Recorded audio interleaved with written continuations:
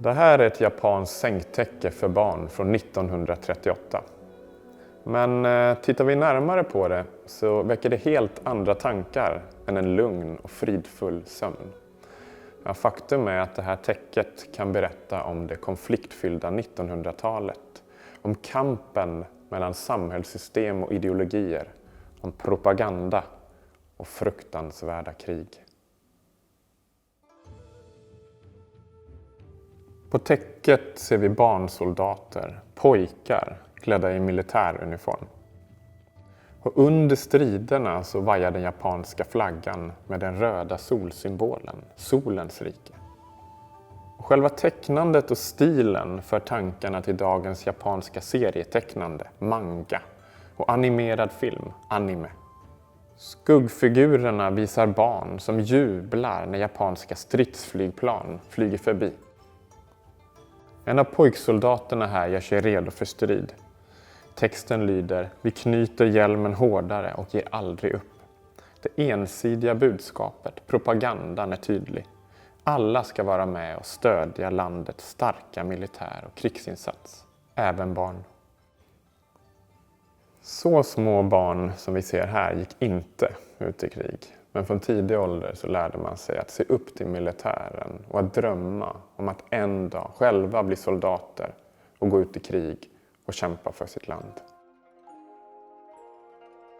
Den här propagandan är typisk för tiden och dess starkt nationalistiska och industrialiserade stater.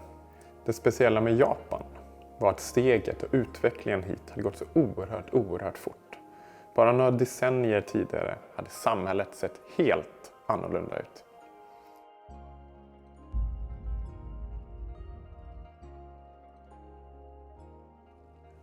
Länge hade de legendariska samurajerna, adeln och krigarklassen styrt och kontrollerat Japan, och landet hade närmast varit helt isolerat från omvärlden.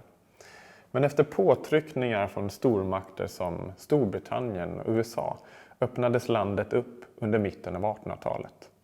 Utländska influenser strömmade in och en rasande snabb industrialisering och modernisering av samhället och militärmakten genomfördes efter västerländsk modell.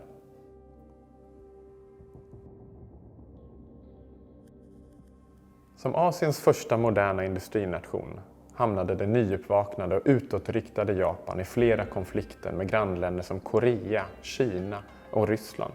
Men man besegrade dem alla militärt och tog över nya landområden. Under 1930-talet utvecklade landet, statsmakten och militären allt mer nationalistiska, aggressiva och rasistiska drag gentemot andra nationer och deras befolkning. På täcket skildras krigsscener från slaget om den kinesiska staden Haokou som japanska trupper intog 1938 under det som kallas för det andra sino-japanska kriget. Då invaderade japansk militär Kina, och den här bilden från vårt eget bildarkiv visar hur kinesiska soldater gör sig redo för strid. Ihågkomna från kriget är främst slaget om Nanjing, där japanska trupper efter hårda strider tog över staden och senare genomförde en brutal massaker på tusentals kinesiska soldater och civila. Omvärldens kritik mot det var mycket hård och spänningen mellan Japan och demokratier som USA och Storbritannien ökade. När andra världskriget så inleddes 1939 valde Japan slutgiltigt sida och slöt en allians med det nazistiska Tyskland och fascistiska Italien. I december 1941 anföll japanska stridsflygplan och ubåtar den amerikanska flottbasen Pearl Harbor vid Hawaii. USA gick in i kriget, men den japanska militären attackerade på alla fronter över hela Östasien och Stilla havet och skapade ett enormt imperium. Ja, vem eller vilka som har gjort det här sängtäcket, det vet vi faktiskt inte. Men det var vanligt under den här tiden att textilföretag skapade liknande propagandaplagg för att sprida bilden av en oövervinnlig krigsmakt som behövde allt stöd. Annars var liknande krigsmotiv vanligast på det traditionella klädesplagget kimono, i synnerhet för pojkar. Flickor kunde också bära sådana plagg, men medan idealet för pojkar var att uppfostras och bli soldater i nationens tjänst, så var idealet för flickor och kvinnor att bli så kallade goda fruar och visa mödrar, att föda många barn och att om det en dag blev krig, att tjänstgöra som sjuksköterskor vid fronten. Tittar vi närmare på täcket så ser vi att en av pojksoldaterna bär på ett svärd, ett samurajsvärd, en katana, eller i alla fall ett samurajliknande armésvärd för officerare.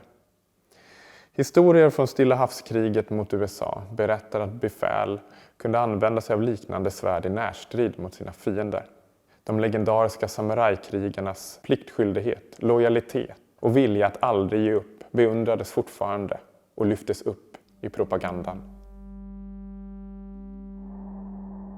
Till slut blev de amerikanska styrkorna allt svårare för japanerna, och för att avsluta kriget snabbare och slippa en lång och blodig invasion släppte USA i augusti 1945 2 fruktansvärda atombomber över städerna Hiroshima och Nagasaki. Ett par dagar senare bad Japan om fred, och USA kom att ockupera hela landet och omvandla det till en demokrati efter västerländska mått. Hela imperiet upplöstes och Japan förbjöds att i framtiden ha en militär som kunde användas i aggressiva handlingar mot sina grannländer. Krigspropaganda som det här försvann från det japanska samhället. Allt har en historia.